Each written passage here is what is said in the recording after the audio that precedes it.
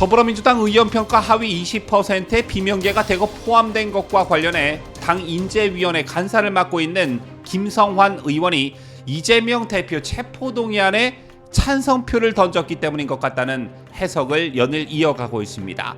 자, 이 말을 거꾸로 놓고 해석하면 이재명 방탄을 했느냐 안 했느냐, 이게 더불어민주당 공천의 절대적 기준이라는 것인데요. 그런가 하면 최병천 더불어민주당 전 의원이 총선 전망과 관련해 충격적인 전망을 내놔 관심을 모으고 있습니다. 자, 이번 총선에서 국민의힘이 160석, 더불어민주당이 115석 내외를 얻을 것으로 전망했는데 구체적 근거까지 제시해 더욱 관심을 모으고 있습니다. 관련 소식 상세하게 전달합니다.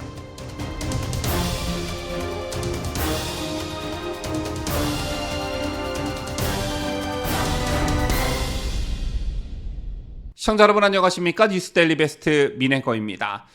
최근 종편의 정치 시사 프로그램 및 정치 시사 유튜브 관련 등을 보면 온통 더불어민주당의 공천 파동에 관한 얘기로 난리입니다. 자, 그만큼 최근 벌어지고 있는 더불어민주당의 공천이 정상이 아니다, 굉장히 비정상적으로 이루어지고 있다는 것을 반증하고 있는 게 아닐까 생각하는데요. 강론으로 들어가자면 여러 가지 원인과 분석을 할 수 있겠지만 현재 더불어민주당의 공천을 한마디로 표현하자면 이재명의 사당화에 따른 것이라 할 수 있습니다. 더 이상 더불어민주당을 공당이라고 부를 수 있을까? 아마 많은 유권자들이 이와 같은 의문점을 가지고 있을 거라 생각하는데요. 이재명의 사당화라는 것은 곧 이재명이 처한 사법 리스크, 재판 리스크와 직결되는 부분이겠고, 다음 국회에서도 이재명 자신의 방탄을 위한 국회의원들이 필요한 절박함이 부른 참사라고 할 수 있을 것입니다.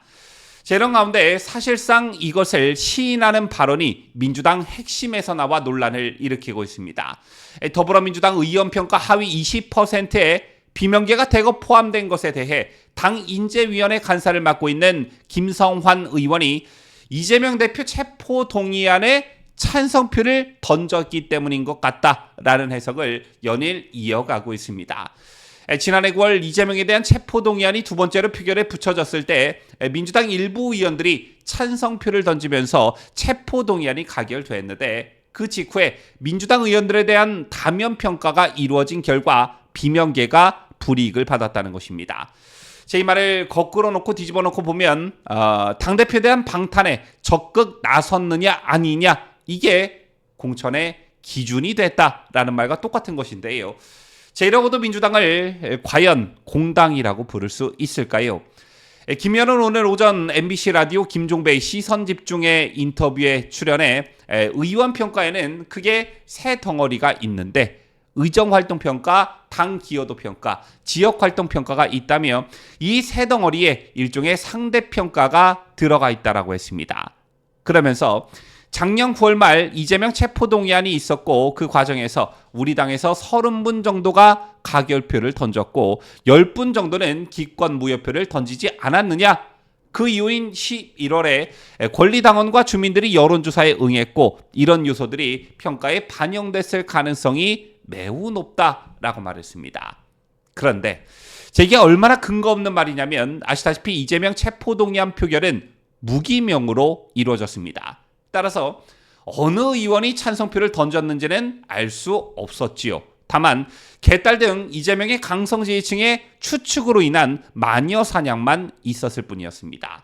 그럼에도 불구하고 민주당 당원들과 주민들, 비명계 의원들에 대해 체포동의안에 찬성표를 던졌을 것 같다고 추측해 부정적인 평가를 했을 것이라는 주장이 바로 김성환 의원 주장의 핵심인 것입니다.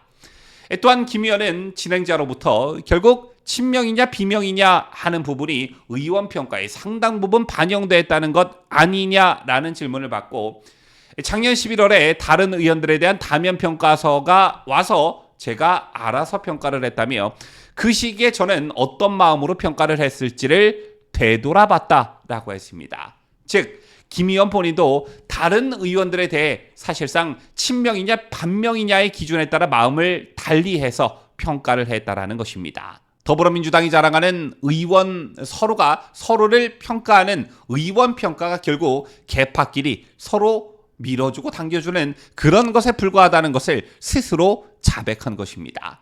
그리고 그 기준이 당대표 방탄에 나섰느냐, 나서지 않았느냐라는 것인데요. 물론 다 알고 있는 내용이긴 하지만 도대체 무슨 생각으로 당 인재위원회 간사라는 사람이 공개적인 라디오에 나와 저런 말을 내뱉었는지, 이 말을 듣고 있는 비명계의 염장을 지르는 말을 서스름 없이 하는 것을 보면 이제 뭐 갈 때까지 갔구나, 돌아올 수 없는 강을 친명계와 비명계가 건너는구나, 이런 느낌이 절로 듭니다. 자, 그런가 하면 민주당 망하는 소리가 이곳저곳에서 들리고 있는 가운데 당 핵심에 몸담았던 인사로부터 절망적 발언이 터져나왔습니다.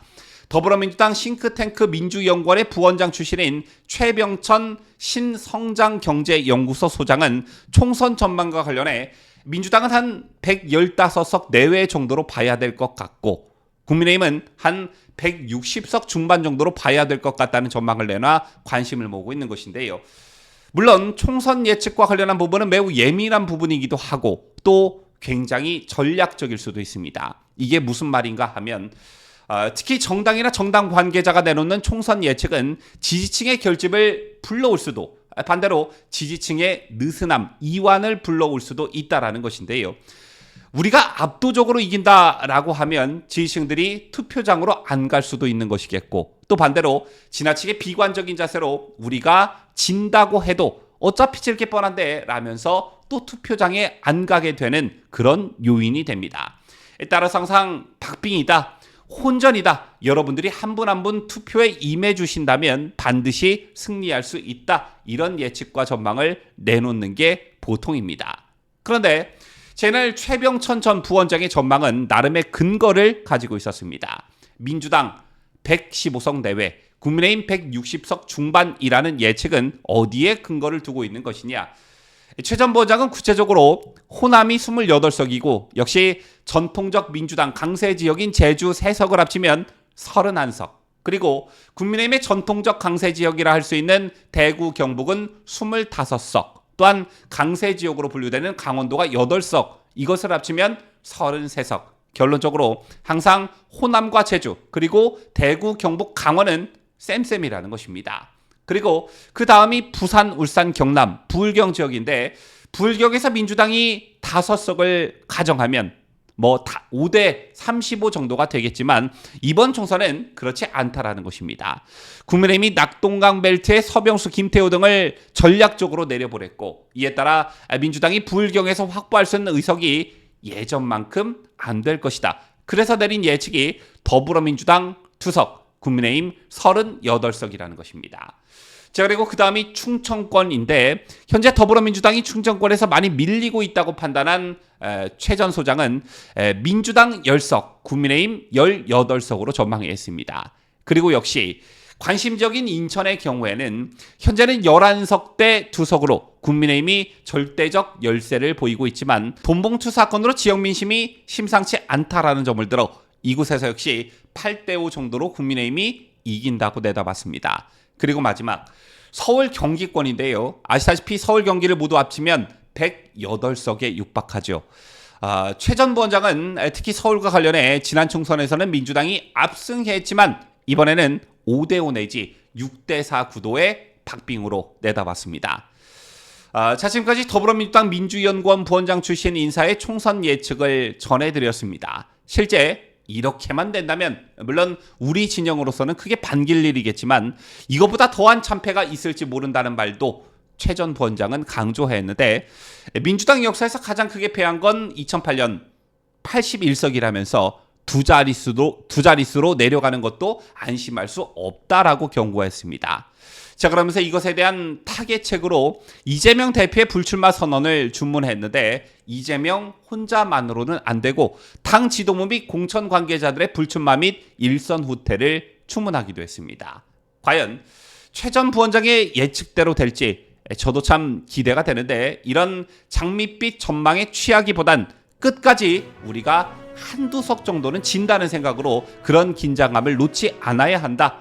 이게 가장 중요하다는 말씀을 드리면서 뉴스를 마치도록 하겠습니다. 지금까지 저는 자유대한민국을 소화하는 뉴스데일리 베스트 민앵커였습니다.